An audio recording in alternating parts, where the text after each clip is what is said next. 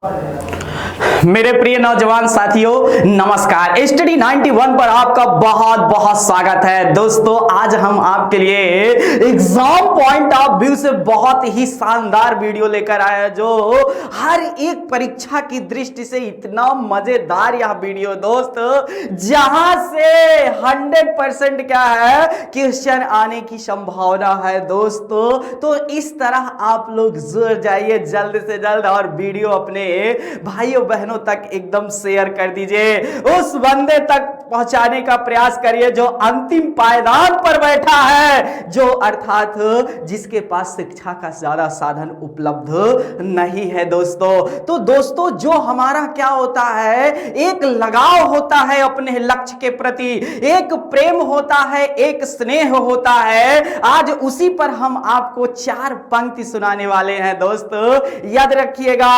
कहते हैं प्रेम को ढाई अक्षर का कैसे कहे, प्रेम सागर से गहरा है नभू से बड़ा, प्रेम होता है दिखता नहीं है मगर, प्रेम की इस धुरी पर ये जग है खड़ा।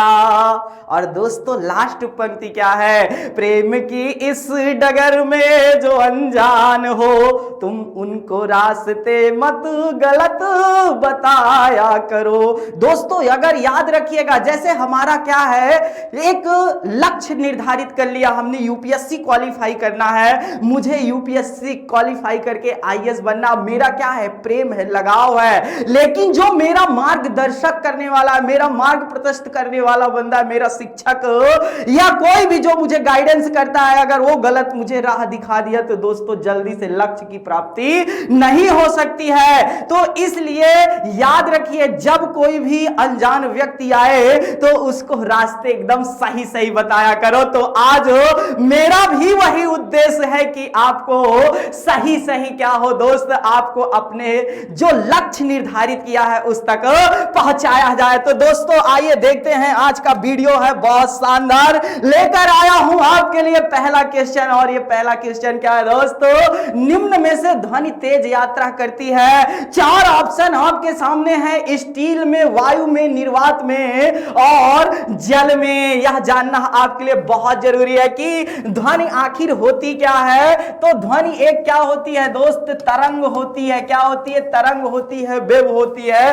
पहले ये समझ लेते हैं तरंग के बारे में। तो तरंग जो है भाई, ये इस तरह गति करती है, याद रखिएगा, या तो समानांतर करेगी या तो लंबवत करेगी। अभी बात होगी कैसे होगी, लेकिन यहां पर समझते हैं जो ये तरंग का निचला वाला पार्ट है, इसको गर्त कहते हैं दोस्त। यह बहुत इंपॉर्टेंट, यहां से भी क्वेश्चन आया है। और जहां ऊपरी वाले पार्ट को क्या कहा जाता है, श्रृंग कहा जाता है। यह जानना आपके लिए बहुत जरूरी है। अब तरंग 2 प्रकार की होती है। तरंग क्या होती है दोस्त, 2 प्रकार की होती है, यह जानना आपके लिए बहुत जरूरी है। अगर हम पहली बात करें तो यांत्रिक प्रकार की तरंग अर्थात यांत्रिक तरंग, और दूसरा होता है अयांत्रिक तरंग।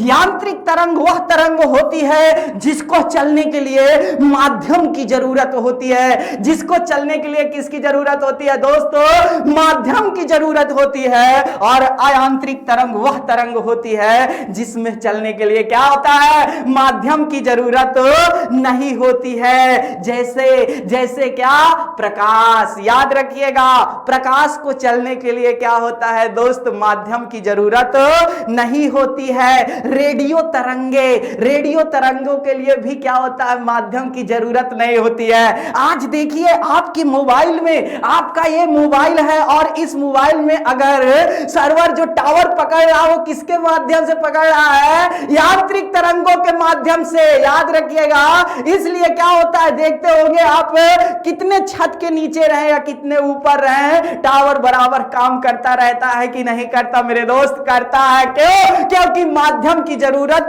नहीं होती है। यह जानना आपके लिए बहुत जरूरी है। यांत्रिक तरंग भी दो प्रकार की होती है, एक होती है अनुप्रस्थ तरंग, याद रखिएगा, और दूसरी होती है क्या दोस्तों, अनुदैर्ध्य तरंग। दूसरी क्या होती है, अनुदैर्ध्य तरंग। और अनुदैर्ध्य तरंग याद रखिए, जो ध्वनि तरंग होती है वह अनुदैर्ध्य तरंग ही होती है मेरे भाई, अनुदैर्ध्य तरंग ही होती है, क्योंकि ये बहुत शानदार बातों में से एक है। याद रखिएगा, ये बहुत जरूरी है, बहुत जरूरी है। और ये जो अनुप्रस्थ तरंग है ना दोस्त, जो इसके कण होते हैं वह एक दूसरे के क्या चलते हैं दोस्त, लंबवत चलते हैं। वह एक दूसरे के कैसे चलते हैं, लंबवत चलते हैं कण, याद रखिएगा, लंबवत चलते हैं। लेकिन अनुप्रस्थ तरंग के कण जो है माध्यम में कैसे चलते हैं, तो याद रखिएगा पैरेलल अर्थात समानांतर चलते हैं। यह जानना आपके लिए बहुत जरूरी है, समानांतर चलते हैं दोस्त, यह जानकर अच्छा लगा होगा। अनुदैर्ध्य तरंग की अगर मैं बात करता हूं तो अनुदैर्ध्य तरंग तीनों माध्यमों से होकर गुजरती है, ठोस, द्रव और गैस। याद रखिए, जो पदार्थ की 5 अवस्थाओं में 3 महत्वपूर्ण अवस्थाएं होती हैं, उनमें पदार्थ की जो ये 3 अवस्थाएं ठोस, द्रव और गैस होती है, उनमें तीनों में यह अनुदैर्ध्य तरंग क्या होती है दोस्तों, प्रवाहित होती है। यह जानना याद रखिएगा। लेकिन आपको अभी मैं बताऊंगा कि सबसे ज्यादा जो चलती है वह उसका भी माध्यम बताया जाएगा ध्वनि का कि क्या होता है। याद रखिए, यहां पर आएगा इलेक्ट्रिसिटी और आएगी क्या, प्रत्यास्थता, जिसमें प्रत्यास्थता क्या होगी दोस्त, याद रखिएगा, ज्यादा होगी उसमें ध्वनि कम होगी, और जिसमें प्रत्यास्थता का क्या है, प्रभाव नहीं पड़ेगा। याद रखिएगा, जैसे क्या होता है, लकड़ी है, स्टील है, लोहा है, याद रखिएगा, इसमें प्रत्यास्थता का कोई प्रभाव नहीं पड़ता है, तो इनमें ध्वनि क्या होगी, ज्यादा से ज्यादा होगी मेरे भाई। याद रखिए, ज्यादा से ज्यादा होगी, यह बात मैं बताना चाहता हूं। जबकि अनुप्रस्थ तरंग, याद रखिएगा, यह बहुत अच्छी बात यह है कि यह ठोस में ज्यादातर और द्रव के ऊपरी सतह पर ही चलती है अनुप्रस्थ तरंग। यह जानकर आपको बहुत अच्छा लगा होगा मेरे भाइयों। जी हां, बिल्कुल बिल्कुल एकदम याद रखिएगा। अब दूसरी बात जो सबसे इंपॉर्टेंट बनती है वो क्या बनती है, याद रखिएगा, यांत्रिक तरंग निर्वात में नहीं चलती है दोस्त। निर्वात का माध्यम अर्थात जहां पर माध्यम नहीं है वहां पर क्या होता है, यांत्रिक तरंग नहीं चलती है। इसीलिए क्या होता है मेरे दोस्त, वायुमंडल में जो होता है, याद रखिएगा, माध्यम नहीं बन पाता है तो वहां पर ध्वनियां नहीं चलती हैं। इसीलिए जब कोई बंदा अंतरिक्ष पर जाता है, अगर उसके पास माध्यम नहीं है तो चिल्लाते ना रहो मेरे भाई, जितना चिल्लाना हो चिल्लाते रहिए। आज हमारी आवाज आप तक पहुंच रही है तो इसका भी एक ना कोई क्या है, माध्यम है मेरे दोस्त, याद रखिएगा। इसीलिए जो अंतरिक्ष में लोग जाते हैं वह अगर बाहर आवाज देते हैं तो कोई सुनाई नहीं देता। क्यों? क्योंकि वह माध्यम नहीं है, इसीलिए निर्वात में ध्वनि सुनाई नहीं देती है मेरे भाइयों बहनों। अब आप ही बताइए, क्या ये मजा आ रहा है, क्या मजा आ रहा है दोस्तों? अब देखिए, बात करते हैं आवृत्ति। याद रखिएगा, आवृत्ति के आधार पर, आवृत्ति क्या होता है, यदि ध्वनि द्वारा प्रति सेकंड में चली गई चाल को ही क्या होता है, आवृत्त होती है दोस्त। कितना चली है, याद रखिएगा, चाल यह आवृत्ति होती है। और आवृत्त जो होती है, याद रखिएगा, हर्ट्ज से संबंधित होता है। तो इसीलिए आवृत्ति के आधार पर ध्वनि क्या होती है, 3 प्रकार से होती है दोस्त। तो इसका आप लोग बढ़िया से बढ़िया स्क्रीनशॉट ले लीजिएगा, मजा आने वाला है। तो आवृत्ति के आधार पर याद रखिएगा 3 प्रकार से ही। तो एक होता है अश्रव्य, ध्यान दीजिएगा दोस्त, बहुत इंपॉर्टेंट है, जो 0 हर्ट्ज से, याद रखिएगा, आवृत्ति का मात्रक क्या है, हर्ट्ज है, याद रखिएगा। और जबकि ध्वनि को मापने की इकाई क्या होती है, डेसिबल होती है। ध्वनि को मापने की इकाई क्या होती है मेरे भाई, डेसिबल डेसिबल होती है, याद रखना यह।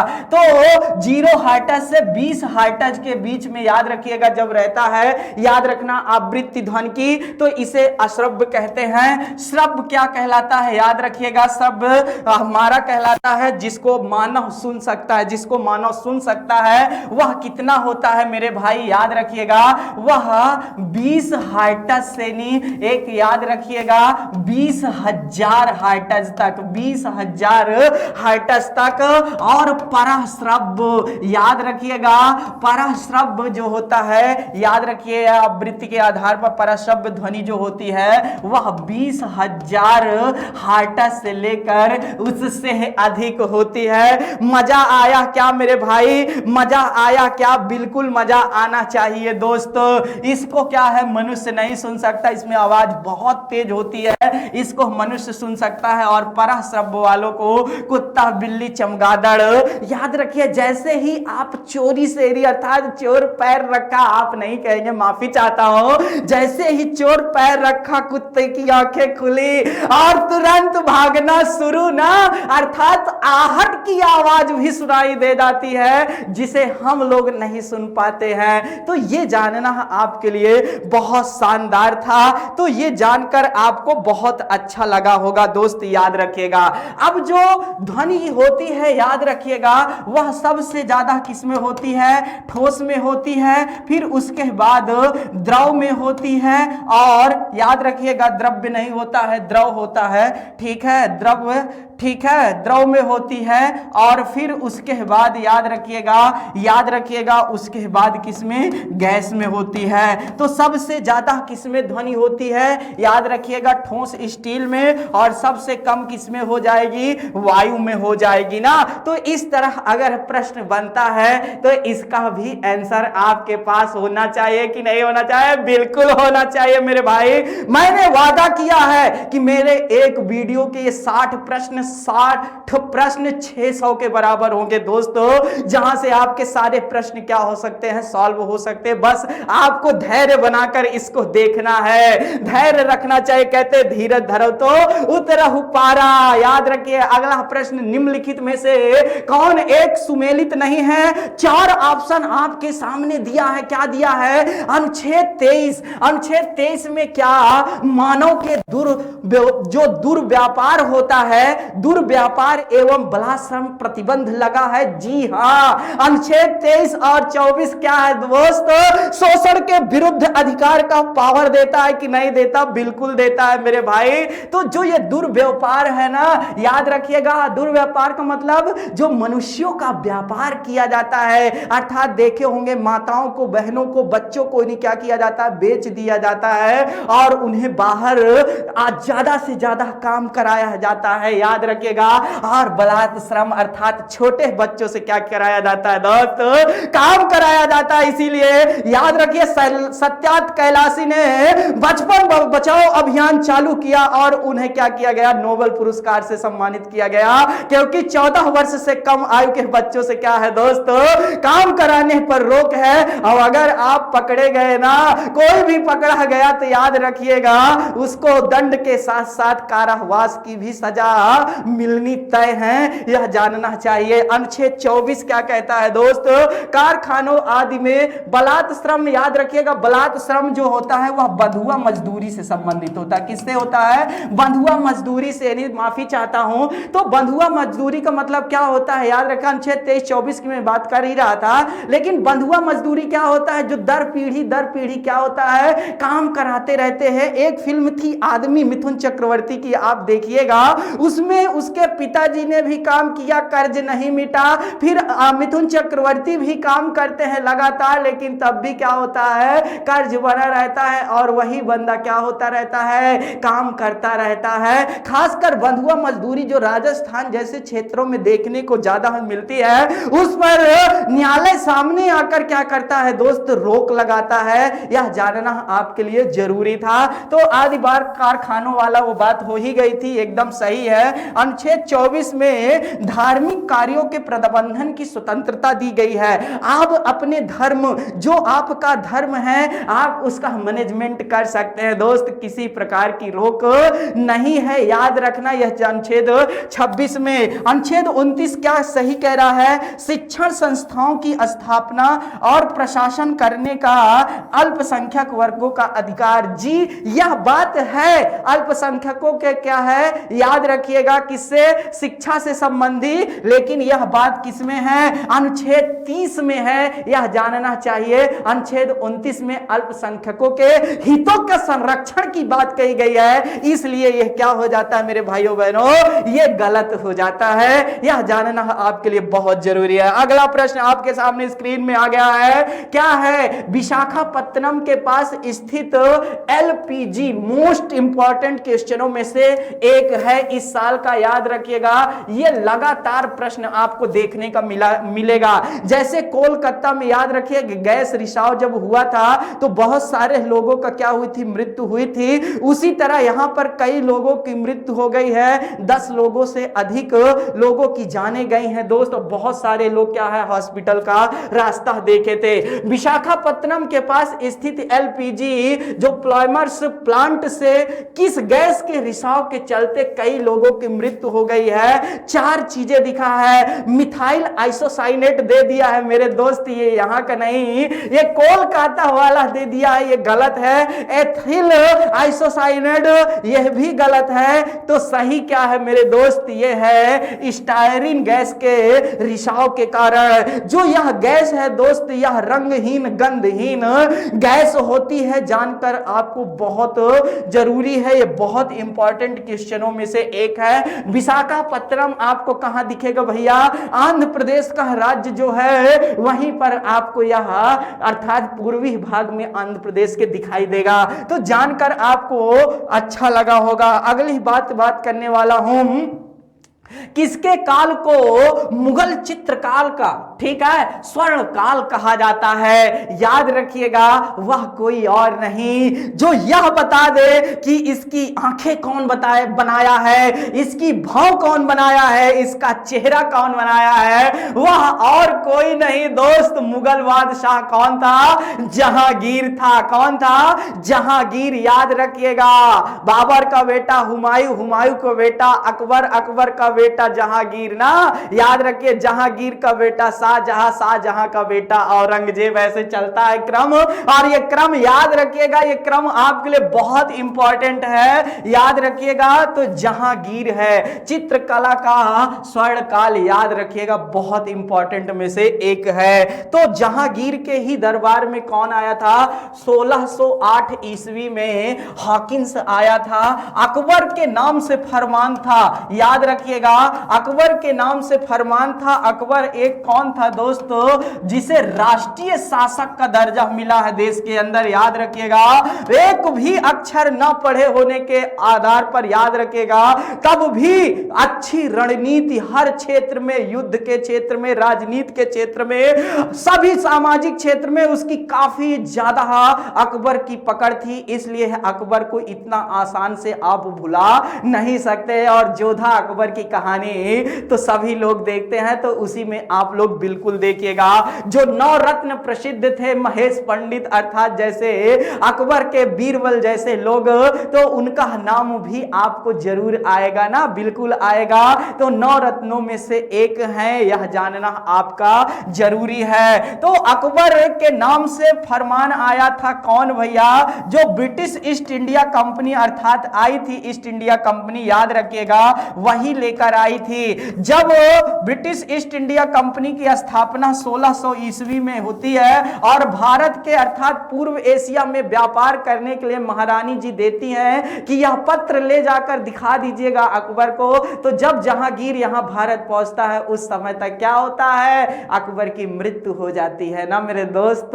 उनका पुत्र क्या होता है? स्थान ग्रहण करता है। यह जानना भी आपके लिए बहुत जरूरी है। आगे बहुत सारी बातें हैं, यह जानना चाहिए। निम्नलिखित को आकार के अनुसार अनुसार घटते क्रम में लगाइए तथा नीचे दिए गए कूट का सही प्रयोग कीजिए। आकार के अनुसार लगाना है, तो आकार में देख लीजिए दोस्त, यह जानकर आपको, जैसे यह क्या है, सूर्य है ना, तो सूर्य का सबसे छोटा ग्रह कौन है भैया, बुध है, याद रखिएगा। फिर शुक्र, फिर पृथ्वी, यह जानकर आपको अच्छा लग रहा होगा, फिर पृथ्वी है, यह देखते जाइएगा। बहुत इंपॉर्टेंट प्रश्नों में से एक है, बहुत इंपॉर्टेंट प्रश्नों में से क्या है भैया, एक है, जान लीजिएगा। तो ये क्या है, दूरी के अनुसार हमने तुरंत बता दिया। यह सूर्य है आपका, याद रखिएगा, यह बुध है, ये शुक्र है, ये पृथ्वी है, ये मंगल है, बृहस्पति, ये शनि है, ये अरुण है, ये वो वरुण है, याद रखिएगा। इन चारों को आंतरिक ग्रह कहते हैं, इन चारों को बाह्य ग्रह कहा जाता है। बुध शुक्र को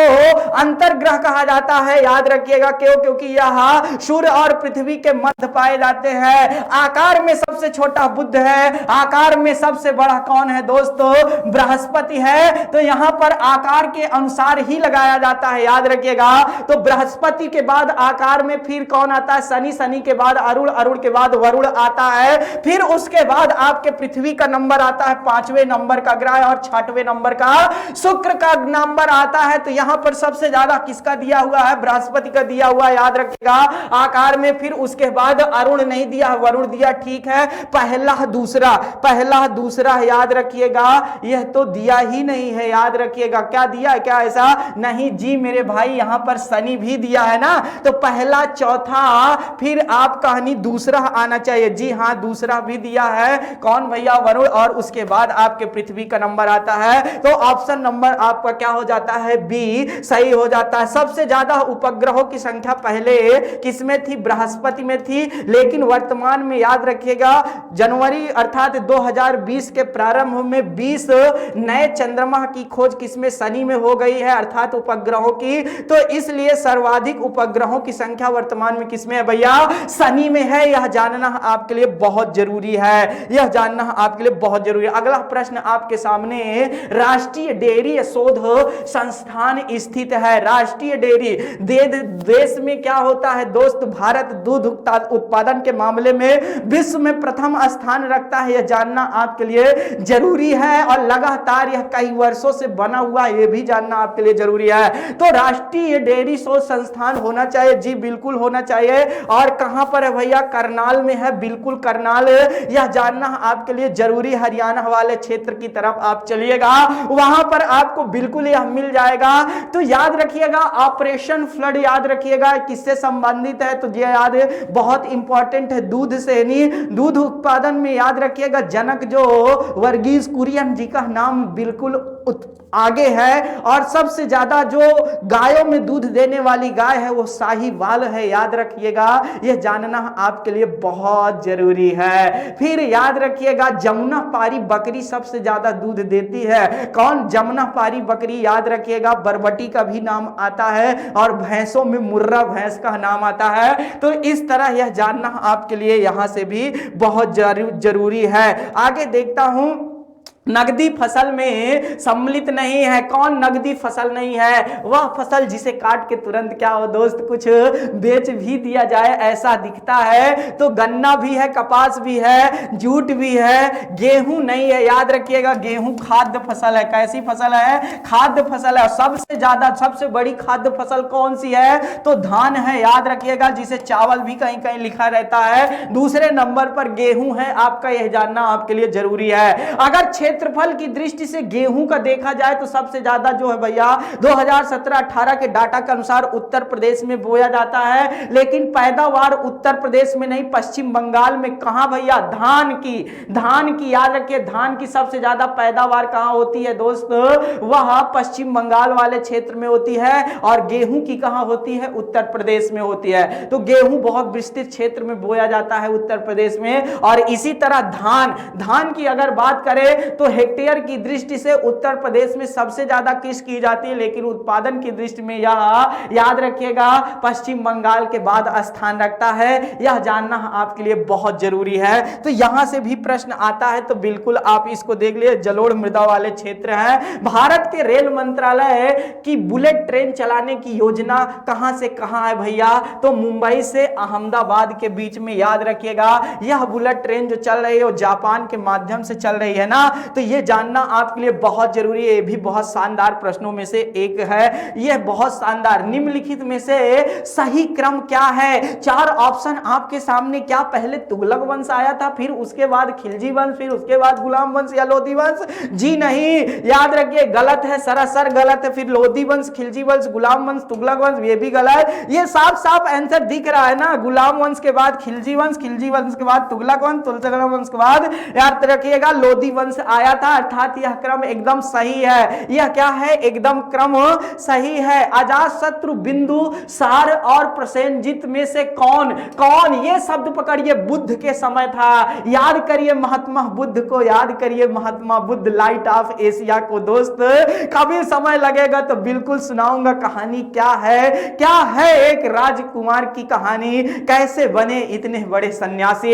इन सारी बातों पर भी एक एक चर्चा होगी, कभी मौका मिलेगा, क्योंकि बच्चे कहते सर आप बहुत विस्तार में बताना शुरू कर देते हैं। तो अजातशत्रु और बिंदुसार और प्रसेनजीत में से कौन बुद्ध के समय था? तो याद रखिएगा बिंदुसार नहीं था, बिल्कुल गलत है। अजातशत्रु और प्रसेनजीत याद रखिएगा यह गौतम बुद्ध के समय थे। लेकिन सबसे महत्वपूर्ण प्रश्न, बुद्ध की मृत्यु किस शासक के काल में हुई? याद रखिएगा वह अजातशत्रु के शासन काल में हुई थी। याद रखिएगा ना भैया। सुअर का मांस यह कहा जाता है खाने से नहीं, और कौन दिया था यह सब बताया जाएगा, एकदम दिया जाएगा, सब कुछ समझाया जाएगा आपको एक एक पॉइंट से। तो ये जानकर आपको बहुत अच्छा लगा होगा। अगला प्रश्न आपके सामने, झेलम नदी के किनारे प्रसिद्ध विशस्ता का युद्ध किसके किसके बीच में हुआ था? तो यह 326 ईसा पूर्व की कहानी है दोस्त। याद रखिएगा जब दुनिया को जीतने चला था कौन? सिकंदर। और किससे हुआ था? पोरस के बीच में हुआ था। याद रखिएगा, और यही सिकंदर जो है भैया व्यास नदी को पार करने से मना किया था, क्योंकि इसकी सेना पूरी थक चुकी थी ना। और निर्याकस, याद रखिएगा बहुत सेना मतलब जल मंत्री, और एक सेना मतलब मंत्री था कौन? अर्थात सेलुकस निकेटर। तो ये सारी चीजें आपको याद आएंगी, बाकी बातें होंगी आपके सामने। तो जब हिंद कुश सेनी क्या होता है, पर्वत को आगे बढ़ता है, याद रखिएगा सिकंदर, तो पोरस से युद्ध होता है। यह भी शानदार प्रश्नों में से एक था। इनमें से कौन सुमेलित नहीं है? 4 ऑप्शन आपके सामने। सारनाथ में बुद्ध का जन्म हुआ था? जी नहीं भैया, बुद्ध का जन्म तो लुम्बिनी में हुआ था ना। कहां? लुम्बिनी कपिलवस्तु में हुआ था। लुम्बिनी जहां बुद्ध को ज्ञान की प्राप्ति हुई? जी नहीं, बिल्कुल नहीं मेरे दोस्त, यह भी गलत है ना। बोध गया कहलाया, ऐसे नहीं कहलाया है, ये जानना चाहिए। बुद्ध गया या बोध गया वह स्थान जहां अपना व्याख्यान दिया? जी नहीं, बिल्कुल गलत है ना। व्याख्यान तो कहीं और दिए हैं दोस्त। याद रखिएगा सारनाथ, श्रावस्ती जैसे स्थानों में व्याख्यान है, बुद्ध गयम तो है नहीं है। कुशीनगर बुद्ध का मृत्यु स्थल है? जी हाँ, एकदम सही बात है। यह एकदम सत्य है कि बुद्ध की मृत्यु कहां हुई थी दोस्तों? यह कुशीनगर में हुई थी। 4 ऑप्शन आपके सामने दिए थे। निम्नलिखित में से किस एक अधिकार को डॉक्टर भीमराव अंबेडकर द्वारा संविधान की आत्मा कहा है? मेरे भाइयों बहनों, आपसे सादर निवेदन है और दिल से आभार व्यक्त करता हूं कि वीडियो को ज्यादा से ज्यादा दोस्तों तक अपने शेयर करें। प्लीज 1 मिनट रुककर वीडियो को शेयर कर दे, फिर उसके आगे आए, ताकि मैं सारे भाइयों बहनों का एकदम अच्छे से देखता हूं वीडियो, कौन क्या कहता है, कितना अच्छा कमेंट देता है, मैं सारी बातों को नोट करता रहता हूं। आगे रखिए दोस्त। तो डॉक्टर भीमराव अंबेडकर ने, याद रखिएगा बहुत शानदार बातों में से एक है, डॉक्टर भीमराव अंबेडकर ने किसे कहा और संविधान की आत्मा क्या? ये 2 प्रश्न आपको फंसाते हैं। तो संविधान की आत्मा प्रस्तावना को कहा जाता है, यह जानना आपके लिए जरूरी है। लेकिन डॉक्टर भीमराव अंबेडकर ने, याद रखिएगा, यह कोई और अधिकार नहीं है। संवैधानिक उपचारों का जो 6वां मौलिक अधिकार है, अनुच्छेद 32, याद रखिएगा, उसे डॉक्टर भीमराव अंबेडकर ने संविधान की क्या कहा है दोस्तों? आत्मा कहा है। क्यों कहा है? कि अगर मौलिक अधिकार की कोई रक्षा करने वाला अधिकार है तो वह कोई और नहीं मेरे दोस्त, वह क्या है? अर्थात आपके पास संवैधानिक उपचारों का अधिकार है। अनुच्छेद 32 के तहत सुप्रीम कोर्ट को क्या है भैया? रिट दायर करने का, और अनुच्छेद 226 के तहत हाई कोर्ट को रिट दायर करने का। एक जहां 5 प्रकार की रिट जारी करता है, तो वहीं पर यहां हाई कोर्ट को ज्यादा पावर मिली। हाई कोर्ट 6 रिट दायर करता है, 6 प्रकार की रिट दायर कर सकता है, यह जानना आपके लिए बहुत जरूरी है दोस्तों। तो इस तरह आप देखे होंगे कि यह कितना ज्यादा से ज्यादा आपके लिए महत्वपूर्ण है। तो रक्षा करता है जितने भी मौलिक अधिकार 12 से 35 के बीच में हैं, एक अनुच्छेद 32 को छोड़ दिया जाए तो सभी अगर अनुच्छेद या मौलिक अधिकार का जो बचाव करता है वह यही करता है। तो इसीलिए डॉक्टर भीमराव अंबेडकर ने कहा कि यही आत्मा है किसकी, संविधान की, कि लोगों के अधिकार का क्या करता है, बचाव करता है। दोस्त यह जानना भी आपके लिए बहुत शानदार है। हाल ही में जम्मू कश्मीर में नया डोमिसाइल सर्टिफिकेट्स अर्थात अधिवास प्रमाण पत्र, ये जानना बहुत जरूरी है, लागू हो गया है, जिसके तहत जम्मू कश्मीर राज्य पुनर्गठन 2020 मोस्ट इंपॉर्टेंट, जम्मू कश्मीर राज्य पुनर्गठन आयोग कब आया,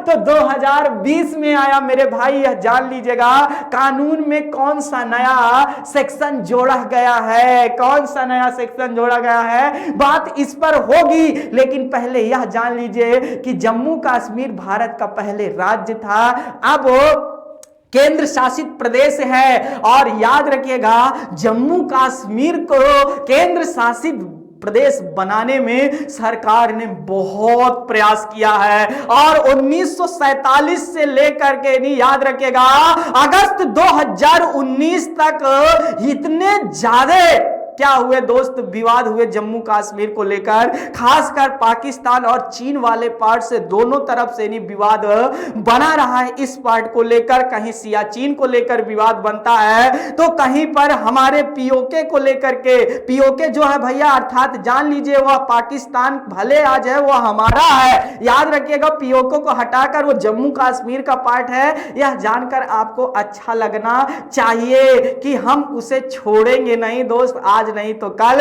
लेकर रहेंगे। बड़ी बात यहां पर यह है कि दोस्तों याद रखिएगा, यह जानना आपके लिए बहुत जरूरी है कि पीछे का पार्ट तो बहुत बड़ा, उतना तो नहीं बता पाऊंगा, लेकिन यह जरूर बता देता हूं कि 5 अगस्त 2019 को सरकार की कैबिनेट मंत्रालय में बैठक होने के बाद क्या होता है दोस्त, 5 अगस्त 2019 को क्या होता है, यह घोषणा हो जाती है, मतलब कि अब पीओके वाला पार्ट को छोड़ दिया जाए, जो जम्मू कश्मीर का पार्ट राज्य का है उसको 2 केंद्र शासित प्रदेशों में क्या किया गया, विभाजित कर दिया गया।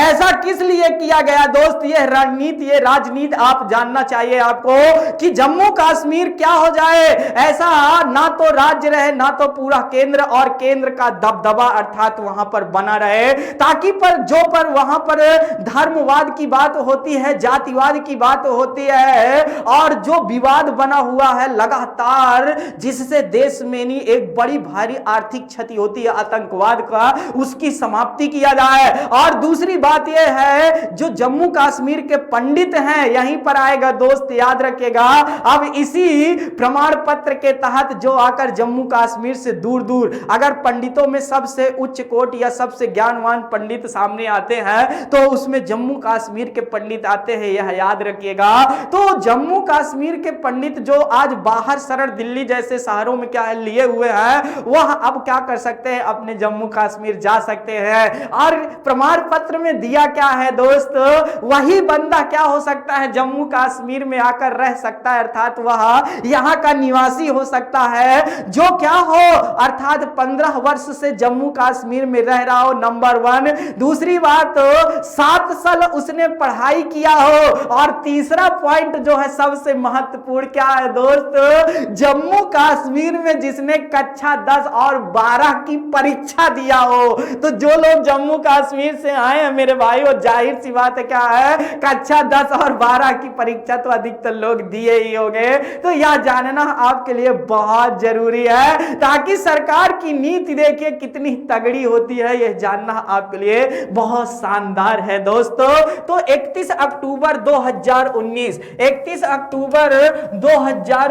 को याद रखिएगा, जम्मू कश्मीर 2 केंद्र शासित प्रदेशों में बढ़ता है, एक जम्मू कश्मीर स्वयं जिसकी राजधानी श्रीनगर, और दूसरा कौन, लद्दाख, जिसकी राजधानी क्या है, लेह है। और इसी लद्दाख वाले पार्ट में क्या होता है, चीन से हमारा गलवान घाटी वाला जो विवाद बना था, याद रखिए इसी लद्दाख में है। और गलवान नदी उसी घाटी के पास बहती है। वो गलवान नदी किसकी है, श्योक की सहायक नदी, श्योक की सहायक नदी है। और श्वेक किसकी सहायक नदी है दोस्त, याद रखिएगा सिंधु की सहायक नदी है। तो ये बहुत सारे प्रश्न अगर ऐसे बनते हैं तो आप इनको भी आंसर दीजिएगा। तो सेक्शन 3 यह जानना आपके लिए बहुत जरूरी है, यह समझ लीजिएगा आप, मोस्ट इंपॉर्टेंट था। अगला है, किसने कहा था कि भारत क्या है, अर्धसंघात्मक राज्य है, यह जानना याद रखिएगा। भारतीय संविधान को किसी ने एकात्मक का रूप कहा तो किसी ने संघात्मक का रूप कहा, यहीं से निकलकर आता है भारतीय संविधान। भारत का संविधान एक लिखित संविधान है और दुनिया के सबसे बड़े लिखित संविधानों में से एक है। दुनिया का सबसे पहला लिखित संविधान याद रखिएगा किसका था, यूएसए का था, यह जानना चाहिए। 1789 ईस्वी, यह डेट याद रखिएगा। 4 जुलाई 1776 को क्या होता है, अमेरिका को स्वतंत्रता मिलती। किसको, संयुक्त राज्य अमेरिका को, याद रखिएगा किससे, अर्थात ब्रिटेन वालों से, यह जानना चाहिए, खासकर यूरोपीय लोगों से, यह जानना आपके लिए बहुत इंपॉर्टेंट है। तो किसने कहा था, यह प्रश्न पीसीएस में आया हुआ प्रश्न है, केसी व्हीयर साहब ने कहा था। यह जानकर आपको मोस्ट इंपॉर्टेंट प्रश्नों में से एक था। इनमें से किस राज्य ने लाख की खेती, यह प्रश्न बहुत इंपॉर्टेंट है, वह है छत्तीसगढ़। कौन है भैया, छत्तीसगढ़। यह जानकर आपको बहुत अच्छा लगा होगा। भूपेश बघेल की जो सरकार है दोस्त, याद रखिएगा, वही क्या है, लाख की खेती जो होती है भैया उसको एक कृषि का दर्जा दे दिया गया है। और यह लाख की खेती चूड़ी में, सोना में, चांदी में, अर्थात क्या है दोस्त, अर्थात इन आभूषणों को बनाने या साफ करने में या जोड़ने के काम में आती है लाख। यह क्या होता है, पेड़ों के ऊपर क्या होता है, एक गाद की भांति जमी होती है, यह जानना आपके लिए बहुत जरूरी है। तो यह बहुत इंपॉर्टेंट है लाख की खेती के लिए। और छत्तीसगढ़ में और हम बात करेंगे कि छत्तीसगढ़ की सरकार जो भूपेश बघेल की थी, याद रखिएगा इन्होंने ही अभी हाल ही में राजीव गांधी किसान क्या किया है भैया, न्याय योजना चालू किया गया है। क्या, राजीव गांधी किसान न्याय योजना, बहुत इंपॉर्टेंट में से एक है भैया, यह जानना आपके लिए बहुत जरूरी है। राजीव गांधी, ठीक है, राजीव गांधी क्या है, किसान, राजीव गांधी किसान न्याय योजना, ये जानना अभी हाल ही में चालू है, याद रखिएगा। न्याय योजना क्या किया है, प्रारंभ किया है। और इस योजना के तहत क्या 19 लाख जो किसान हैं, क्या 19 लाख जो किसान हैं, याद रखिएगा, उनको 4 किस्तों में लगभग 5700 करोड़ रुपए क्या किया जाएगा दोस्त, दिया जाएगा। यह बहुत शानदार प्रश्नों में से एक है, यह जान लीजिए। भूपेश बघेल याद रखिएगा किसके, कांग्रेस पार्टी के नेता हैं। आगे देखिए दोस्त, 21 मई 2020 को पहली बार अंतरराष्ट्रीय चाय दिवस मनाया गया। किस देश की सिफारिशों पर यह संयुक्त राष्ट्र संघ ने 21 मई को यह मतलब दिवस मनाने की क्या की, घोषणा की। कौन सा देश था ऐसा जो दुनिया की सबसे पेय पदार्थ में आने वाला, याद रखिएगा चाय है। चाय तो आजकल फैशन बन गया है ना, कोई भी आए तो चाय लाओ, ठीक है, नुकसान नहीं जानते हैं, फैशन है ना दोस्त। गाना भी बना था, मैं नहीं गा सकता उसको, तो याद रखिएगा फैशन ही सब कुछ आजकल रखा है। तो 21 मई 2020 को याद रखिएगा, यह डेट बहुत इंपॉर्टेंट है, पहला चाय दिवस मनाया गया है, पहला, याद रखिएगा। और किसने इसकी अगुवाई किया था, तो याद रखिएगा अपना भारत। क्यों, क्योंकि यह ग्रामीण क्षेत्रों में समृद्ध, खासकर माताएं बहनाएं इस क्षेत्र में अत्यधिक कार्य करती है, तो इसलिए भारत ने कहा कि इसे एक अक्षय दिवस के रूप में स्थान दिया जाए। चाय को भी ना, तो बिल्कुल दिया जाएगा। बोस्टन टी पार्टी वाली घटना बिल्कुल याद रहनी चाहिए आपको, वहां से भी प्रश्न बन सकता है। तो 21 मई को पहला चाय दिवस भारत की अगुवाई में संयुक्त राष्ट्र संघ ने कहा भैया, घोषणा कर दिया कि मनाया जाएगा। बिल्कुल, यह जानना आपके लिए बहुत जरूरी है। भारत की संविधान सभा ने राष्ट्रीय ध्वज को सर्वप्रथम कब स्वीकार किया, यह प्रश्न भी बहुत इंपॉर्टेंट है कि याद रखिएगा, जो प्रश्न बन सकते हैं इनको बिल्कुल देख लीजिएगा कि जनगण मन अधिनायक को कब स्वीकार किया, वंदे मातरम को कब स्वीकार किया, राष्ट्रीय ध्वज को कब स्वीकार किया, ठीक है, राष्ट्रीय प्रतीक चिन्ह अशोक को कब स्वीकार किया।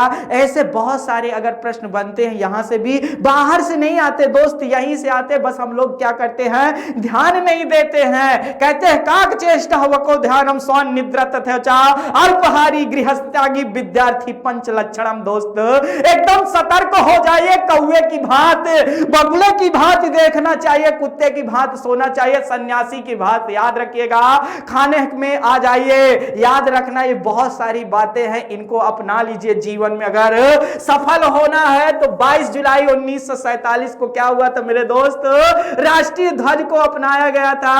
और यह राष्ट्रीय ध्वज याद रखिएगा 3 रंगों से है ना भैया, ठीक है, 3 रंगों का, केसरिया, सफेद और हरा। याद रखिए ये 3 रंग हैं और इन जो सफेद है उसके बीच में एक चक्र है नीले रंग का, जिसमें 24 तीलियां हैं, जिसमें क्या है, 24 तीलियां हैं, यह जानना चाहिए। और इसकी जो लंबाई चौड़ाई है वो क्या है, 3:2 की है। यहां से भी प्रश्न अगर आए तो बिल्कुल इसको भी जरूर से जरूर एकदम सॉल्व करिएगा। रैम का पूर्ण रूप क्या है, तो रैंडम एक्सेस मेमोरी होता है, यह जानना आपके लिए बहुत जरूरी है। इसका फुल फॉर्म रैम कहानी। मोस्ट इंपॉर्टेंट क्वेश्चन, निम्नलिखित में से प्रति व्यक्ति आय सबसे कम किसकी है। याद रखिएगा वह कौन सा राज्य है जिसकी प्रति व्यक्ति आय सबसे कम है। और यह प्रश्न क्यों आ सकता है, क्योंकि अभी हाल में हमने बताया था कि भैया बिहार में चुनाव हुआ, बिहार कई मामलों में आगे रहता है, यह जानना आपके लिए जरूरी है। तो बिहार में प्रति व्यक्ति आय क्या है भैया, सबसे कम है, सबसे कम है, याद रखिएगा, यह जानना सांख्यिकी आयोग द्वारा है, याद रखिएगा, यह इसकी घटना मतलब गणना की जाती है। और देश में पहली बार राष्ट्रीय आय की गणना किसने किया था, दादा भाई नौरोजी ने, जिन्होंने 20 रुपए प्रति व्यक्ति आय बताया था उस समय ना, यह जान लीजिए। और सबसे ज्यादा प्रति व्यक्ति आय किसकी है भैया, मुंबई को पिछेड़कर गोवा, छोटा सा राज्य है, याद रखिएगा, लोग गोवा घूमने बहुत जाते हैं ना, याद रखिएगा, यह जान लीजिए गोवा की प्रति व्यक्ति आय सर्वाधिक है इनमें। जीएसटी बिल को पास करने वाला सबसे पहला राज्य कौन सा है, याद रखिएगा दोस्त, जीएसटी बहुत इंपॉर्टेंट है। GST good and service tax, ये बहुत वस्तु एवं सेवा कर मोस्ट इंपॉर्टेंट में से एक है। 1 जुलाई 2017 की वह घटना बिल्कुल आपको याद रहनी चाहिए, बिल्कुल महत्वपूर्ण है यह प्रश्न। 2017 में यह आया था और इसमें याद रखिएगा 15 डिजिट होते हैं, कितना, 15 डिजिट का अंक होता है। 17 अप्रत्यक्ष करों को क्या किया भैया, इसमें याद रखिए यह अप्रत्यक्ष कर से संबंधित है, जिसको जानना आपके लिए बहुत जरूरी है, यह मोस्ट इंपॉर्टेंट प्रश्नों में से एक है। तो सबसे पहले याद रखिएगा जीएसटी को असम, याद रखिएगा, यह जानना आपके लिए बहुत जरूरी है। सबसे अंतिम में कौन, जम्मू कश्मीर जब राज्य था तो उसने याद रखिएगा अपनाया था जीएसटी को, यह जानना आपके लिए बहुत जरूरी है। तो असम को बिल्कुल याद रखिएगा, जीएसटी को लेकर यहां से प्रश्न अगर बनता है तो आप बिल्कुल इसे याद रखेंगे। अगला दोस्त याद रखिएगा, जो जीएसटी का देश में अगर नाम आता है कि सबसे पहला कौन है, तो फ्रांस का नाम आप बिल्कुल मत भूलिएगा, फ्रांस पहला देश था जीएसटी को लागू करने वाला। यह भी प्रश्न आता है, किसका काल मुगल वास्तुकला का स्वर्णम काल कहा जाता है। वास्तुकला का ना दोस्त, अर्थात इमारतों का जो बनवाए थे उनमें से तो अब याद आ ही गया होगा कौन थे, जहांगीर, प्रेम प्रतीक, ठीक है ना, याद रखिएगा, निर्माण करने वाले ताजमहल कहानी आगरा में वह जहांगीर साहब नहीं है, याद रखिएगा शाहजहां साहब है। किसने, शाहजहां साहब हैं, यहां से जानना आपके लिए बहुत जरूरी है, यह मोस्ट इंपॉर्टेंट प्रश्नों में से यह भी एक है। अगला है नीति आयोग का पूरा नाम क्या है, national institute national institution for transforming India. जी हाँ, एकदम सही है, नीति आयोग। याद रखिएगा, नीति आयोग बहुत इंपॉर्टेंट है। यह योजना आयोग के स्थान पर 1 जनवरी 2015 को आया था। याद रखिएगा, अमिताभ कांत इसके सीईओ याद रखिए लगातार बने हुए हैं, और जो इसके उपाध्यक्ष हैं वह पहले कौन थे?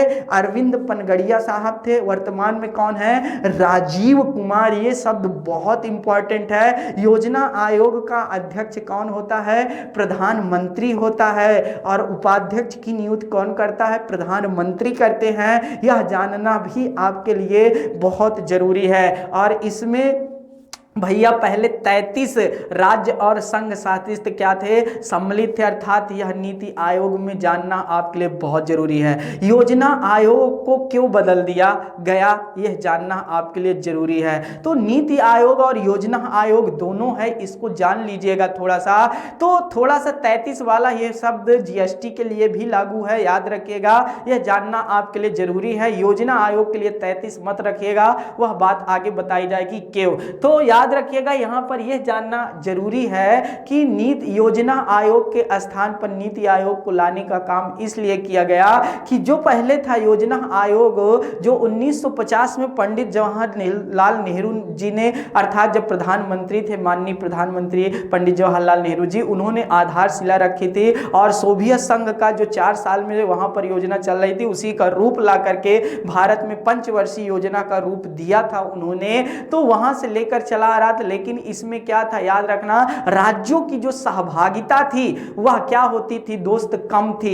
और जो योजना बनती थी राज्यों के लिए या राज्यों के लिए धन मुहैया कराया जाता था, तो राज्यों से पूछा नहीं जाता था, लेकिन इसका खात्मा किया गया और इसमें राज्यों की सहभागिता को आगे लाया गया और राज्यों को ज्यादा से ज्यादा महत्व दिया गया, ताकि वह विवाद जो है उसे खत्म किया जाए और योजना को ज्यादा से ज्यादा लोगों तक क्या है पहुंचाई जाए। ये बहुत सारी बातें हैं, इनको बहुत अच्छे से समझना आपके लिए जरूरी है, यह जानना आपके लिए ज्यादा से ज्यादा। अत्यधिक शीत ऋतु में पहाड़ों पर पानी की पाइपलाइन फट जाती है, ऐसा क्यों? तो याद रखिए दोस्त, जब ठंड पड़ती है तो पानी जमता है। क्या होता है? पानी जमता है, और जमने पर क्या होता है? उसमें फैलाव होता है। क्या होता है? फैलाव होता है। इसीलिए पाइपलाइन जब वह क्या होता है? जमता है, बर्फ का रूप लेता है तो फैलता है, इसीलिए जब फैलेगा तो पाइप फट जाएगी ना, यह जानना आपके लिए बहुत जरूरी है, इंपॉर्टेंट है। अभी भी अगर आपको विश्वास ना हो, फ्रिज में पानी के रख दीजिएगा, ठीक है, फ्रिज में रख करके नहीं उसका लेवल नाप लीजिएगा और उसको जमा दीजिए, देखिए उसका स्तर अपने आप क्या हो जाएगा? बढ़ जाएगा। यह जानना आपके लिए बहुत जरूरी है। तो जमने में क्या होता है? फैलता है। ये बहुत शानदार प्रश्न। निम्न में से कौन ऊष्मा का बहुत अच्छा चालक है? एक बात और हम आपको बताना चाहेंगे, बहुत इंपॉर्टेंट है, याद रखिएगा, ठीक है, बहुत इंपॉर्टेंट है। चलिए ठीक है, आगे सामने जब आएगा तो आपको हम बताएंगे क्या होता है, कैसे होता है, याद रखिएगा, ये जानना आपके लिए बहुत जरूरी है। आगे देखते हैं भैया, निम्न में से कौन ऊष्मा का बहुत अच्छा चालक है? तो पारा है, याद रखिएगा, पानी भी है लेकिन यह जान लीजिए पारा अत्यधिक है, यह भी बहुत इंपॉर्टेंट में से एक है। केल्विन मान में मानव शरीर का सामान्य ताप कितना होता है? दोस्त इसको तो हम आपसे उम्मीद करते हैं कि इस प्रश्न का प्लीज आप लोग आंसर दीजिए। अगर आप देंगे ना तो मजा आ जाएगा सच में दोस्तों, क्योंकि हमें भी ये इस प्रश्न का आंसर आपसे ही लेना जरूरी है। तो दोस्तों प्लीज इस प्रश्न का आंसर आप लोग जल्द से जल्द दीजिए, ताकि मजा आ जाए ना कि कौन बच्चा देता है इस प्रश्न का आंसर सबसे पहले। देखता हूं इस प्रश्न का आंसर सबसे पहले कौन बच्चा देता है ना। तो इस तरह जो प्रश्न का आंसर है वह सब लोग जानते हैं कि भैया 310 केल्विन है ना। कितना है? 310 केल्विन है, वो तो सबका पता है। तापमान कितना होता है सामान्य मनुष्य का? तो 37 डिग्री सेल्सियस। फ़ारेनहाइट में कितना है? तो 98। याद रखिएगा, फ़ारेनहाइट में यह जानना आपके लिए बहुत जरूरी है। ये तो बहुत शानदार प्रश्नों में से एक था, क्योंकि यहां से भी एक प्रश्न क्या होता है, निश्चित ही आता है। याद रखिएगा, ये बहुत शानदार प्रश्नों में इसका एक फार्मूला है, ये नोट कर लीजिएगा, c/5 इज इक्वल टू, याद रखिएगा बहुत इंपॉर्टेंट है, f-32/9। ये प्रश्न आप अगर इसको सॉल्व करेंगे तो अपने आप इस सारे प्रश्नों का आंसर आ जाएगा। ये फार्मूला है दोस्त, इसको आप बिल्कुल मत भूलिएगा। और अगर कब, जब आपको ताप निकालना हो कि एक बंदे का इतना क्या है फ़ारेनहाइट दिया है तो ताप कितना होगा, तो ये ताप निकल आएगा, फ़ारेनहाइट निकल आएगा। लेकिन कभी भी अगर आपको क्या हो दोस्त, अर्थात डिग्री सेल्सियस में निकालना ना हो, केल्विन में निकालना हो, या केल्विन या डिग्री सेल्सियस में निकालना हो,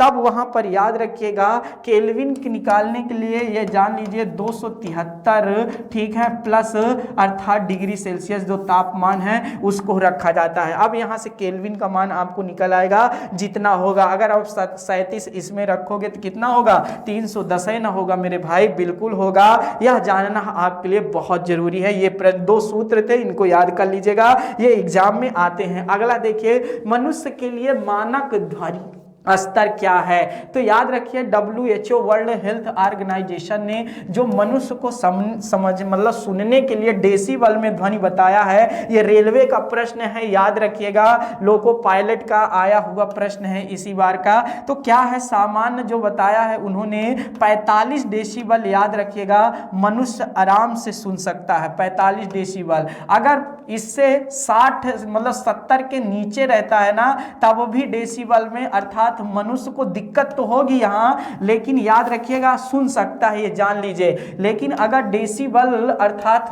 75 के ऊपर पहुंचा, डेसिबल क्या है, ध्वनि की मापने की इकाई ना, तो यह जानना चाहिए इसमें खतरा मतलब दिक्कतें उत्पन्न होना बहुत ज्यादा चालू हो जाती हैं। और अगर 120 में पहुंच गया तो आदमी का कान उड़ जाएगा, अर्थात पागल घोषित हो जाएगा। तो यहाँ पर 45 तो नहीं दिया है, 60 दिया है, तो समथिंग इसी के आसपास 60 वाला ही सही है, यह जानना आपके लिए जरूरी है।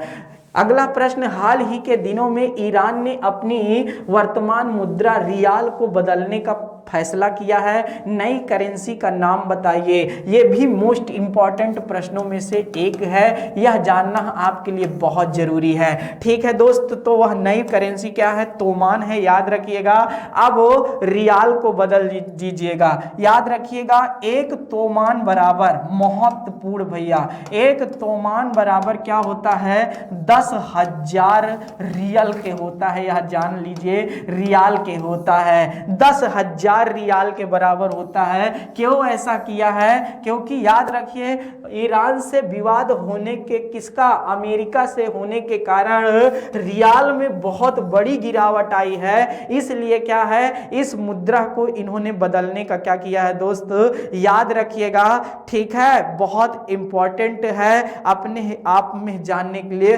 फैसला किया है। इसी का एक पड़ोसी देश है इराक।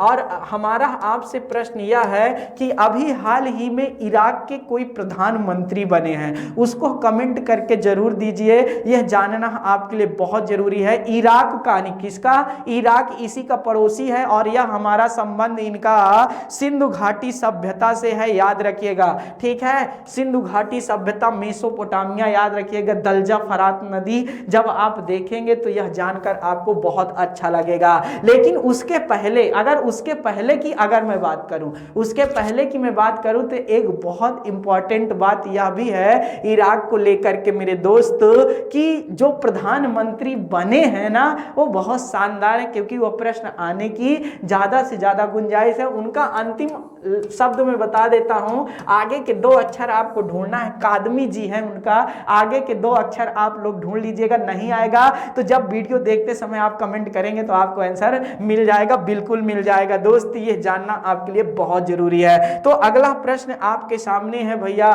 ध्वनि का जो तारत्व है, ठीक है, तारत्व है, ये याद रखिएगा, पीच लिखा है, सही है, याद रखिएगा। तारत्व होता है यह जानना। तारत्व मतलब समझते हैं ना, मोटा या तीक्ष्ण, मोटा या तीक्ष्ण होता है, यह जानना आपके लिए बहुत जरूरी है। तीक्ष्ण का मतलब समझते हैं ना, तीखा। थोड़ा टाइट बोल रहे हो क्या यार, ऐसा लगता है प्रेम से नहीं बोल सकते क्या? तुम प्रेम से बोल सकते दोस्त, याद रखना एक टोन से बहुत बड़ी दिक्कत होती है, बोलने का अलग अलग तरीका होता है, यह जान लीजिए। अगर प्रेम से भी बोल दिया जाए तो बहुत अच्छी बात होती है। तो जो होती है भैया वह किस पर निर्भर करती है, याद रखिएगा, आवृत्ति पर निर्भर करती है। किस पे? आवृत्ति में। जो लड़कों कहानी अर्थात आवाज होती है वो मोटी होती है, इसीलिए थोड़ा सा याद रखिएगा जरूर। और जो बच्चों का और हमारी माताएं बहनें हैं उनकी आवाज क्या होती है, थोड़ा सा नहीं, तीक्ष्ण होती है, पतली होती है, याद रखिएगा। इसीलिए जब थोड़ा सा कभी लड़ाई उड़ाई होती है ना तो बड़ा तेज कानों में ध्वनि सुनाई देती होगी। ठीक है, याद रखिए, लड़ाई करना गलत बात है, यह जान लीजिए आप लोग। आगे बात समझ लीजिए। तो तारत्व सबसे अधिक किसमें होता है? औरतों वालों में, यह जान लीजिए। आगे प्रश्न बच्चों में और उनमें। सूची 1 को सूची 2 से सुमेलित कीजिए तथा नीचे दे है कूट का अपना उत्तर सही समझिए। याद रखिएगा, बहुत शानदार प्रश्नों में से एक है, याद रखिएगा। अनुच्छेद 40 में क्या पंचायतों के गठन का प्रावधान है? जी हाँ, एकदम सही बात है। फिर अनुच्छेद 41 में क्या है? काम करने का अधिकार। जी हाँ, बिल्कुल है। अनुच्छेद 44 में समान नागरिकता संहिता है क्या? जी हाँ, ये भी सही बात है। और अनुच्छेद 48 में कृषि एवं पशुपालन के गठन का प्रावधान है, एकदम सही है। अर्थात 1 2 3 4 यह अपने आप में सही है। यह राज्य के नीति निदेशक तत्व से यह प्रश्न है दोस्तों। ये प्रश्न कई बार आ चुका है, यह जान लीजिए। और पंचायत राज्य की जब बात आती है ना, 73वां संविधान संशोधन 1992, यह जानना 11वीं अनुसूची आपको याद रहनी चाहिए ना, बिल्कुल याद रहना चाहिए। जहां तक आई थिंक मैं सोचता हूं, बिल्कुल मैं सोचता हूं ना, तो यह जानना आपके लिए बहुत जरूरी है। क्या है, कैसे है, वो आप लोग खुद समझिएगा। तो ये बहुत इंपॉर्टेंट है, ये जान लीजिए अपने आप में। अगला प्रश्न आपके सामने है, वायु में ध्वनि की चाल अगर 332 मीटर प्रति सेकंड होती है तो क्या होगा भैया? दाब यदि दुगना कर दिया जाए तो क्या ध्वनि की चाल में क्या प्रभाव पड़ेगा? ध्वनि की चाल क्या है? 364 अर्थात दुगनी हो जाएगी, या 332 मीटर प्रति सेकंड ही रहेगी, फिर या इससे आधी हो जाएगी, या 100 मीटर प्रति सेकंड। ये तो कभी हो नहीं सकता है जिंदगी में, और ये भी नहीं होगा, ये भी नहीं होगा। याद रखिएगा दोस्त, ध्वनि का दाब से कोई मतलब नहीं, अर्थात दाब का प्रभाव ध्वनि पर नहीं पड़ता है, याद रखिएगा। लेकिन तापमान बढ़ने पर याद रखिएगा ध्वनि में जाहिर सी बात प्रभाव पड़ता है, अर्थात ध्वनि बढ़ जाती है। जाहिर सी बात है, अगर आप किसी को गुस्साएंगे तो जब गुस्साएगा उसका टेम्परेचर बढ़ेगा, और टेम्परेचर बढ़ेगा तो तेज तेज तो चिल्लाएगा ही ना, तो जाहिर सी बात है। लेकिन दाब का कोई प्रभाव नहीं पड़ता, यह जानना आपके लिए बहुत जरूरी है। जितना है उतना ही रहेगा। अगला प्रश्न है, निम्नलिखित में से कौन पादप हार्मोन्स मोस्ट इंपॉर्टेंट में से एक है? याद रखिएगा भैया, यह तो साइटोकाइनिन जो है भैया, यह क्या है? पादप हार्मोन है, अपने आप में बहुत ही। मक्के की पत्तियों के शीर्ष का जो सफेद हो जाना वह क्या कहलाता है? देखे होंगे जब मक्का आप निकालते हैं, छीलते हैं तो ऊपर व्हाइट व्हाइट दिखता है ना, उसका कारण क्या होता है दोस्त? याद रखना, जिंक की कमी जो है भैया होती है, यह जानना आपके लिए बहुत जरूरी है। और आलू में जो ब्लैक हार्ट हो जाता है ना, अर्थात आलू क्या हो जाता है? काला पड़ जाता है। आप देखे होंगे जब इस समय ठंडी से पहले, अभी आलू नया नहीं आया होगा, अगर अब आप आलू लेने जाते देखे होंगे तो काले काले दाग पड़ जाते हो। किसके कारण हो जाता है दोस्त? ऑक्सीजन की कमी के कारण। जब स्टोर में नहीं क्या होता है, आलू रखा जाता है कोल्ड स्टोर में, तो वहां पर क्या होता है मेरे भाई, यह जान लीजिए आप लोग, वहां पर दबाव, एक के ऊपर एक आलू के बोरे रखे रहते हैं, उससे दबाव उत्पन्न होता है जिससे ऑक्सीजन नहीं मिल पाती, और उसी के कारण यह क्या हो जाता है? काला काला पड़ जाता है ना। जाहिर सी बात है, अगर मनुष्य को अभी दबा दो और कुछ दिन ना निकलेगा तो पहले तो लाल पड़ेगा, बाद में क्या हो जाएगा? काला काला ही पड़ जाएगा ना। यह जानना आपके लिए बहुत जरूरी है, मोस्ट इंपॉर्टेंट है। हाल ही के दिनों में ओपन स्काईज ट्रेरिटी सुर्खियों में रही, इनमें से कौन सा देश इसका सदस्य अर्थात अब नहीं रहेगा, वह कौन है भैया? याद रखिएगा अमेरिका है। याद रखिए अमेरिका के राष्ट्रपति डोनाल्ड ट्रंप साहब ने घोषणा किया था, अभी तो नए जो याद रखिएगा नए आए हैं ना 46वें राष्ट्रपति, और आप लोग जरूर कमेंट करिएगा, इसलिए मैं नाम नहीं लिया, रोक लिया। 46वें राष्ट्रपति अभी बने हैं अमेरिका के, नहीं अभी भले शपथ नहीं लिए, शपथ लिए जाएगी, उसके लिए एक डेट फिक्स है ना, कभी मौका मिलेगा बताऊंगा क्या कैसे है प्रोसेस पूरा। तो ये क्या होता है मेरे दोस्त, अमेरिका के राष्ट्रपति की डेट फिक्स है, भारत के राष्ट्रपति की डेट नहीं फिक्स है, लेकिन याद रखिएगा उतनी तारीख को लेते हैं। और यह सिलसिला तब से चला आ रहा है, नीलम संजीवन रेड्डी जब देश के क्या हुए थे, राष्ट्रपति बने थे निर्विरोध, तब से यह सिलसिला अभी तक टूटा नहीं है, लेकिन यह फिक्स नहीं, लेकिन अमेरिका के राष्ट्रपति की डेट क्या है, फिक्स है। तो इन्होंने क्या है भैया, इस टेरिटरी से इन्हीं बाहर निकलने की क्या कर दी है दोस्त, घोषणा कर दी है। यह जानना आपके लिए बहुत जरूरी है, यह जानकर आपको अच्छा लगा होगा। 1952 ईस्वी में नहीं, अर्थात अमेरिका के राष्ट्रपति ने राय दिया था कि अर्थात यह ओपन स्काई टेरिटरी को नहीं भैया बनाने की बात आई थी, और 2014 में यह सामने आया था पूरा बन करके नहीं। उसके बाद से आपको हम बता दें अभी अमेरिका क्यों इससे बाहर हो रहा है, अमेरिका इससे अभी इसलिए बाहर हो रहा है दोस्त, क्योंकि आपको जानना चाहिए जो कहा उसने आरोप लगाया है, उसने कहा कि रूस जैसे देश क्या कर रहे हैं दोस्त, अर्थात ये जो टेरिटरी है उसका उल्लंघन कर रहे हैं, मनमानी कर रहे हैं, इसलिए हम इसमें अब सदस्य नहीं रहे। इससे पहले भी अमेरिका जलवायु यूनेस्को से बाहर निकलने की घोषणा की है, सिर्फ उसको क्या हो रहा है, सिर्फ मुद्दा चाहिए बस हो गया, और कुछ नहीं है ना। इसमें 35 क्या है देश इसके सदस्य हैं, और एक जो देश है वह अभी तक इसमें हस्ताक्षर नहीं किया है, वह किर्गिस्तान। यह जानना आपके लिए बहुत जरूरी है। बेटा 1 मिनट हम पानी पी ले, अगला प्रश्न आपके लिए हम लगा देते हैं, यह जानना आपके लिए बहुत जरूरी है।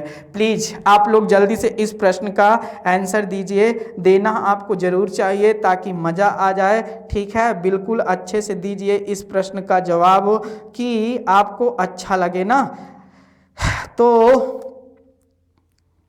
बहुत शानदार प्रश्नों की बातें चल रही हैं, कौन बच्चा देगा इस प्रश्न का सही आंसर, यह जानना आपके लिए बहुत ज़रूरी है। तो थोड़ा सा वहाँ पर हम देखे हैं क्या बता रहे थे, यहाँ पर जो सन बता रहे थे ना, वह थोड़ा सा देख लेते हैं। ये सन वाला तो किसका, ओपन स्काई टेरिटरी वाला है ना, तो 1955 में यह सामने आया था, और 2002 में इसका गठन हुआ था। 2002 है दोस्तों, माफ़ी चाहता हूँ, थोड़ा सा जाहिर सी बात है, ये जानना चाहिए दोस्तों। क्या होता है थोड़ा पढ़ाते समय फ्लो में आदमी ज़्यादा बोल ही जाता है, ये जानना आपके लिए, लेकिन बाकी जो बातें हैं वह एकदम सत्य हैं। आगे बातें हैं भैया, प्रसिद्ध पूर्व भारतीय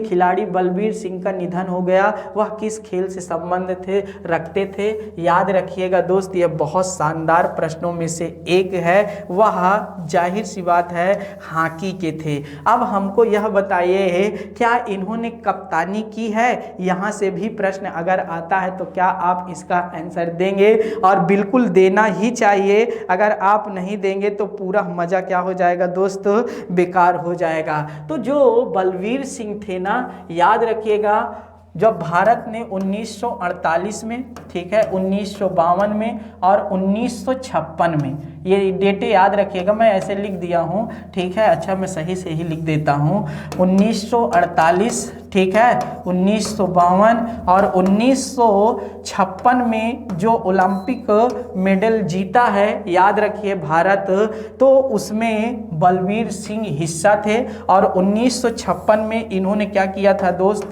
कप्तानी किया था। और आपको बता दे आज तक जो फाइनल में ने एक मैच में सबसे ज़्यादा गोल का रिकॉर्ड है आज तक, वह बलबीर सिंह के ही नाम है, और इन्होंने 5 गोल मारे थे एक फाइनल वाले में यह जानना आपके लिए बहुत ज़रूरी है। इसीलिए भारत सरकार ने इन्हें 1957 ईस्वी में पद्मश्री से क्या हुआ था, पुरस्कृत किया था और यह पहले खिलाड़ी थे जो पद्मश्री अवार्ड पाए थे। यह जानना आपके लिए बहुत ज़रूरी है। यहाँ से भी प्रश्न अगर बनता है तो आप आसानी से दे सकते हैं। WWW 3 बार W है, ठीक है, बबलू ना कहना, कि आविष्कारक तथा संस्थापक कौन थे, यह जानना आपके लिए बहुत जरूरी है। तो टी बर्नर्स ली साहब का नाम बिल्कुल कभी नहीं भूलेगा, टिन बर्नर्स ली साहब का नाम बिल्कुल नहीं भूलेगा। इनमें से किसे NDB न्यू डेवलपमेंट बैंक का अध्यक्ष चुना गया है? इनमें से किसे, तो याद रखिएगा मार्कोस डायोजो का नाम बिल्कुल नहीं भूलेगा। ये कहाँ से हैं भैया, ब्राजील से हैं, यह जानना आपके लिए बहुत जरूरी है। अब ये कहोगे क्या है दोस्त, तो ये जो हमारा ब्रिक्स है ना, ब्रिक्स नाम याद रहेगा, नहीं रहेगा, ब्रिक्स है ना, उसी का यह बैंक है जिसकी स्थापना 2014 में हुई थी। जिसकी स्थापना क्या हुई थी, 2014 में, और इसका मुख्यालय कहाँ है, शंघाई चीन में है। कहाँ पर है भैया, शंघाई चीन में है, यह जानना चाहिए। ब्रिक्स 5 उभरती हुई विकासशील देशों वाली अर्थव्यवस्थाओं वाले देशों में से है भैया, याद रखिएगा। जिसमें से क्या है भैया, उभरती हुई अर्थव्यवस्था, याद रखिएगा बहुत ज़्यादा, ये जानना आपके लिए ज़रूरी है। इनमें से ब्राज़ील है, रूस है, और इंडिया अपना भारत है, चाइना है, साउथ अफ्रीका है। पहले यह ब्रिक था, 4 देशों का समूह, फिर बाद में ब्रिक्स बना है, यह जानना आपके लिए बहुत ज़रूरी है। तो यहाँ से भी अगर प्रश्न आता है तो आप इसको बिल्कुल ध्यान दीजिएगा, ये भी शानदार प्रश्नों में से एक है। इजराइल में 17 मई को प्रधानमंत्री बेंजामिन नेतन्याहू नेतृत्व में नई सरकार ने शपथ ली है। बेंजामिन नेतन्याहू किस पार्टी के नेता हैं, बहुत शानदार प्रश्नों में से एक है। इजराइल की जो राजधानी है ना दोस्त, याद रखिएगा, जेरूसलम भी नाम आता है, एरूसलम भी नाम आता है, दोनों है, ये जानना आपका, एक ही स्थान है, दोनों का नाम अलग। तो अभी जो जेरूसलम को लेकर विवाद था ना कि फलस्तीन ईसा मसीह है, याद रखिएगा, बहुत ज़्यादा विवाद का उत्पन्न बना था, तब अमेरिका इजराइल का साथ दी थी, यह जानना आपके लिए बहुत ज़रूरी है। तो क्या है, ये जो पार्टी है, याद रखिएगा प्रधानमंत्री की, वह क्या है, निकुड़ पार्टी है। कौन सी, निकुड़ पार्टी है, और यह पूर्ण बहुमत से सरकार नहीं बना पाए थे, तब इन्होंने अर्थात party blue and white party के साथ क्या किया, गठबंधन किया। दोस्त यह जानना आपके लिए बहुत जरूरी है, यह जानना आपके लिए बहुत जरूरी है। यहाँ से भी शानदार प्रश्न आपके लिए आते हैं, इनको कभी मत भूलिएगा। जो इजराइल के क्या है भैया, याद रखिएगा, नेसेट यहाँ की संसद का नाम है। क्या नाम है, नेसेट, यह जानना आपके लिए बहुत जरूरी है। यह प्रश्न अपने आप में बहुत इम्पॉर्टेंट है। और जो यहाँ की मुद्रा है वह नई स्केल है, इजराइल नई स्केल। यहाँ से भी प्रश्न अगर आ जाए तो इसे भी आप, इजराइल दुनिया का जो एकमात्र क्या है, यहूदी देश है। कौन सा देश है, यहूदी देश है। और जब कहाँ से भैया, जब हिटलर ने इन्हें परेशान किया था जर्मनी में, तब ये लोग भाग करके इजराइल वाले स्थान पर शरण ली थी और अमेरिका के, याद रखिएगा, साथ दिया था। यह जानना आपके लिए बहुत जरूरी है। दुनिया में सबसे छोटी बाइबिल कहाँ है, इजराइल में है। और इजराइल की जो गुप्त विभाग वाली संचार है भैया, याद रखिए, जिसका नाम मुसाद है, ठीक है, जो इसका नाम क्या है, मुसाद है। जैसे भारत की क्या है, गुप्त, वह रा है ना, तो उसी तरह मुसाद बहुत इंपॉर्टेंट है, इसका कई बार नाम आया है अपने आप में। यहाँ से भी प्रश्न अगर बनता है तो बिल्कुल। पुस्तक द, ठीक है ना, आई कब, जो आई कब बुक है भैया, उसके लेखक क्या हैं, ठीक है ना।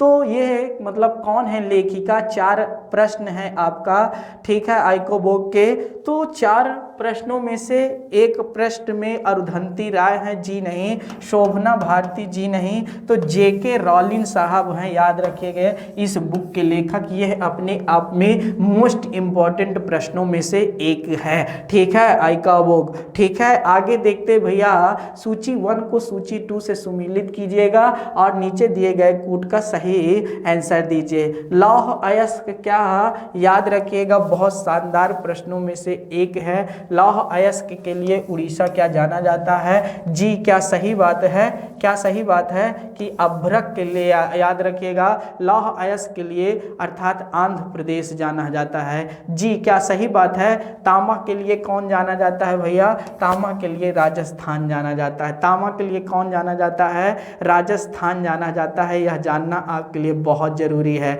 तो याद रखिए लौह अयस्क के लिए उड़ीसा भी जाना जाता है, यह जानना आपके लिए बहुत जरूरी है। और सोना के लिए कर्नाटक तो प्रसिद्ध है, तो इसका जो आंसर हो जाएगा वह याद रखिएगा अपने आप में बहुत इंपॉर्टेंट है, पहला। ठीक है, अगर ना समझ में आया हो तो फिर से मैं बता देता हूँ, यह जानना आपके लिए बहुत जरूरी है। यह इस तरह बन जाता है, यह जानना आपके लिए बहुत जरूरी था। तो ये देख लीजिए सामने आपके लिए आ गया है। आगे देखते हैं दोस्त, अंतरराष्ट्रीय मुक्केबाजी महासंघ ने भारत के विश्व मुक्केबाजी चैंपियनशिप 2020 की मेजबानी को क्या कर दिया है, रद्द कर दिया है। जो 2021 में जो मेजबानी हो रही थी उसको क्या किया है दोस्त, रद्द कर दिया है। तो किसको दिया है, सार्बिया को दिया है, बहुत इंपॉर्टेंट। अगला प्रश्न आपके सामने, CAD का फुल फॉर्म तो कंप्यूटर एडेड डिजाइन होता है, यह जानना आपके लिए बहुत जरूरी है। अगला प्रश्न, प्रधानमंत्री नरेंद्र मोदी 24 अप्रैल पंचायती राज दिवस पर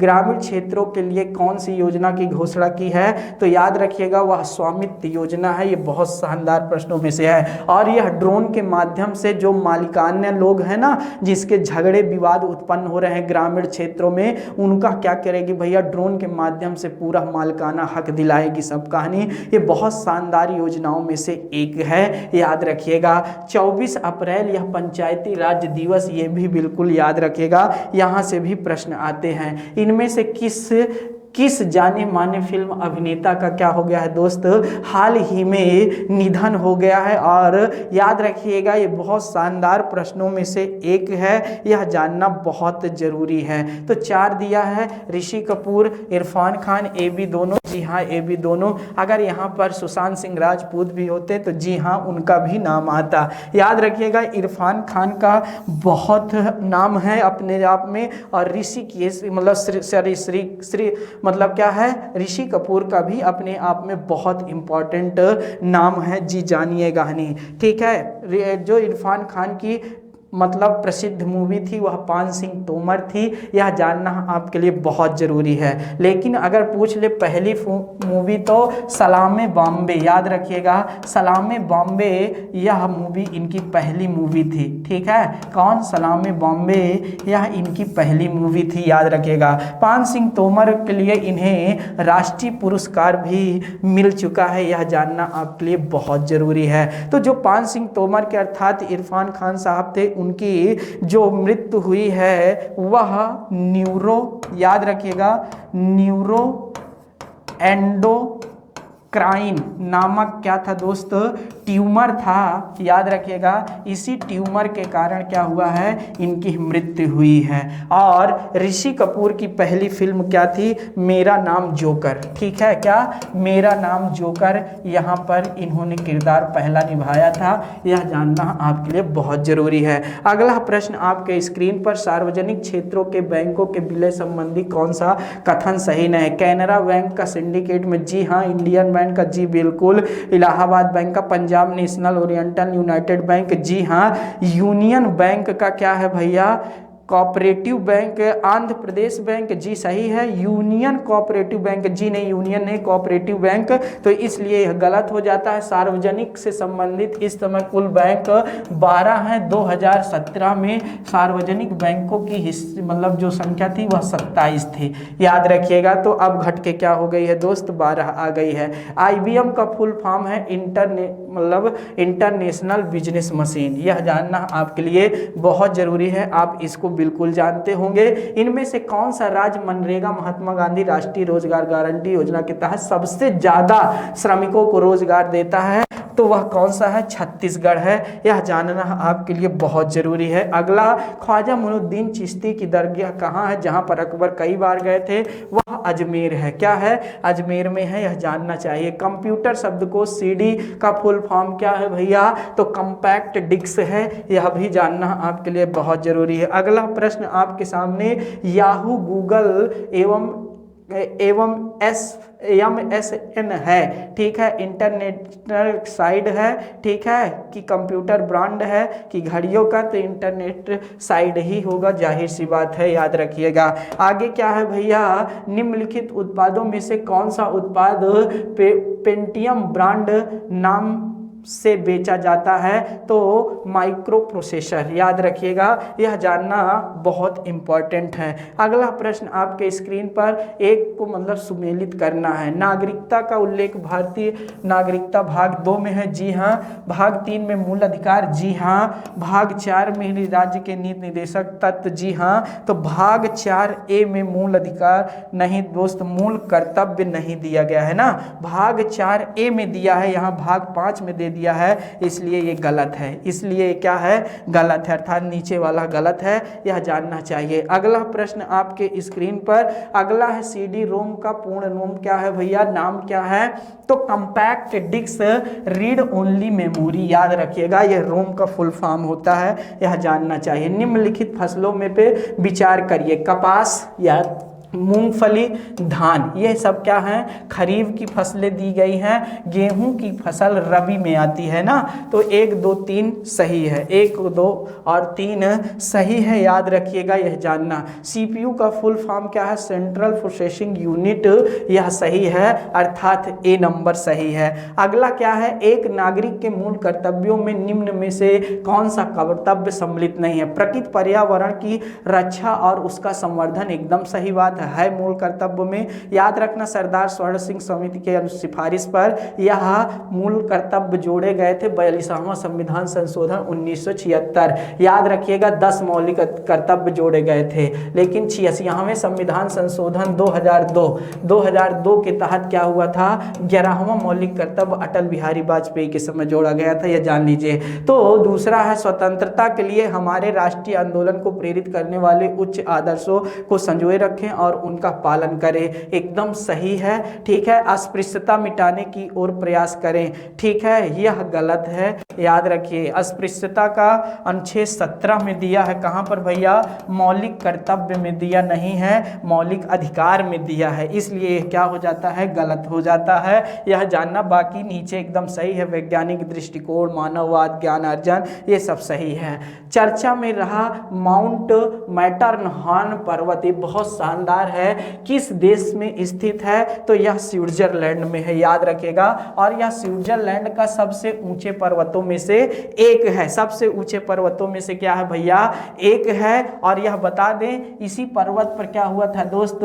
भारतीय जो तिरंगा है उसको बनाकर दिखाया गया, बहुत शानदार लगता था, याद रखिएगा। एक जूरा पर्वत का नाम सुने होंगे, तो यह स्विट्जरलैंड और फ्रांस के बॉर्डर पर है। एक आल्प्स पर्वत का नाम सुने होंगे, तो आल्प्स पर्वत स्विट्जरलैंड, इटली और फ्रांस के, तो इस तरह बॉर्डर पर स्थित है, यह जानना चाहिए। निम्नलिखित में से WWW का सही रूप है वर्ल्ड वाइड वेब, याद रखिएगा, यह इसका पूरा नाम है, यह जानना चाहिए। निम्नलिखित में से कौन एक सुमेलित नहीं है? याद रखिए, बहुत शानदार। बर्लिन राइन नदी के तट पर, लंदन टेम्स, जी हाँ एकदम सही। न्यूयॉर्क हर्सन, जी सही।